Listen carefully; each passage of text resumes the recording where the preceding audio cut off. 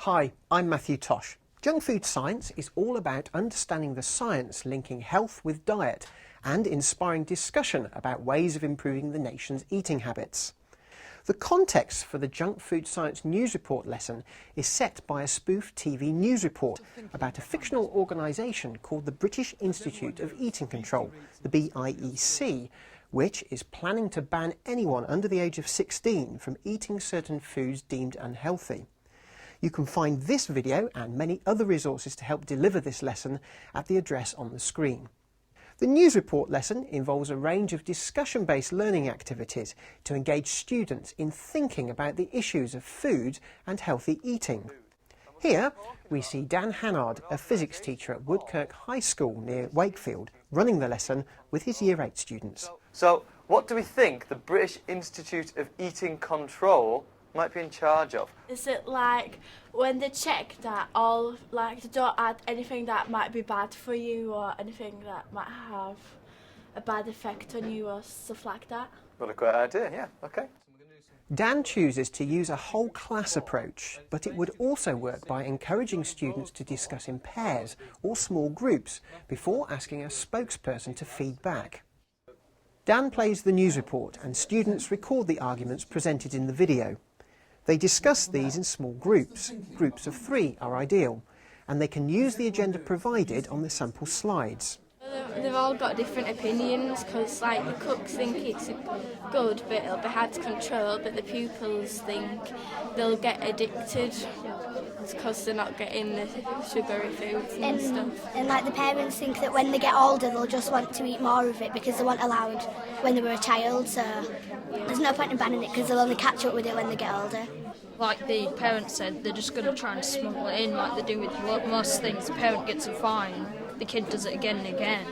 And there'll be loads of parents complaining. Does everybody who's interviewed agree with what the BIEC is saying? The pupils, they think it's like good and bad because it is hard to like stop eating the stuff you like, but it would be good because it'd like lower the obesity rate and everything. Now on to the next activity, where students work in groups discussing the arguments for and against the ban. They summarise the arguments on a table and are asked to identify which arguments are based on fact and which are based on opinion. You may need to clarify the definitions of fact and opinion before they begin the activity.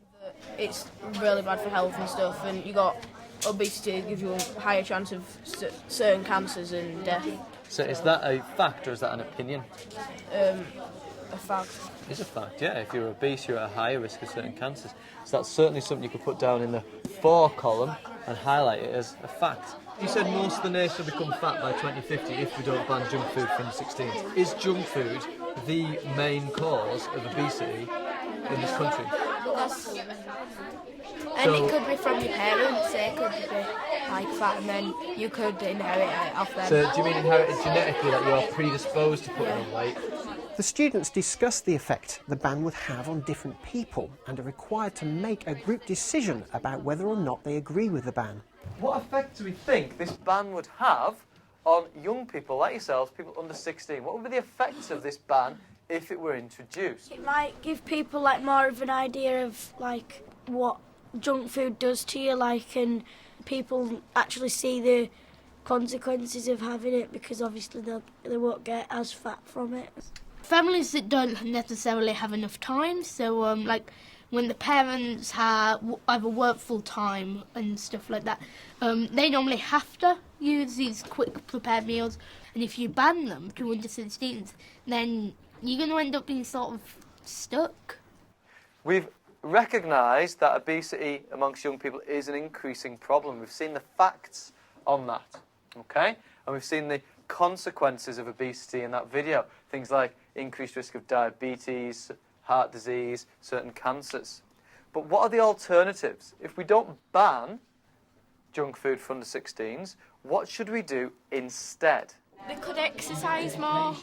Yeah, instead of like banning so many foods, they could ban some, but then do other things instead, like do exercise. like free sports and stuff out Yeah, of like school. like decrease prices in like swimming sessions Free and swimming stuff. and stuff. Yeah. They could also like have like where they improve awareness about like the healthy eating, so they know more about like what they need, because they can't just ban fat, because people actually do need fat. Yeah. Like some people need more fat than others. Yeah. Dan encourages students to share their ideas with the whole class.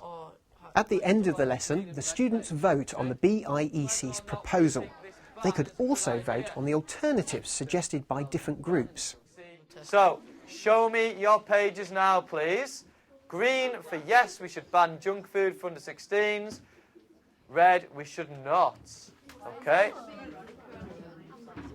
Oh, we're not sure, we're in between. Okay, thank you very much. I think that's quite unanimous here. Okay. I found the pupils were very engaged. It was something that they felt really affected them, this idea. They all enjoy eating junk food, but they all have an understanding that, you know, there's some sort of element of a risk to health, or there's some foods that are bad, some foods that are good.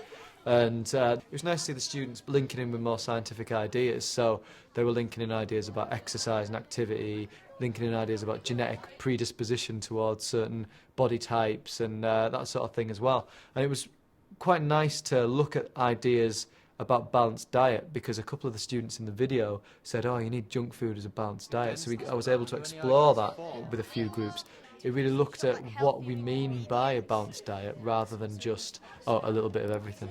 I think the junk food science is quite an interesting topic for the students, but it also fits in nicely with the curriculum in different areas as well. So it was quite a good choice of topic to be producing resources on.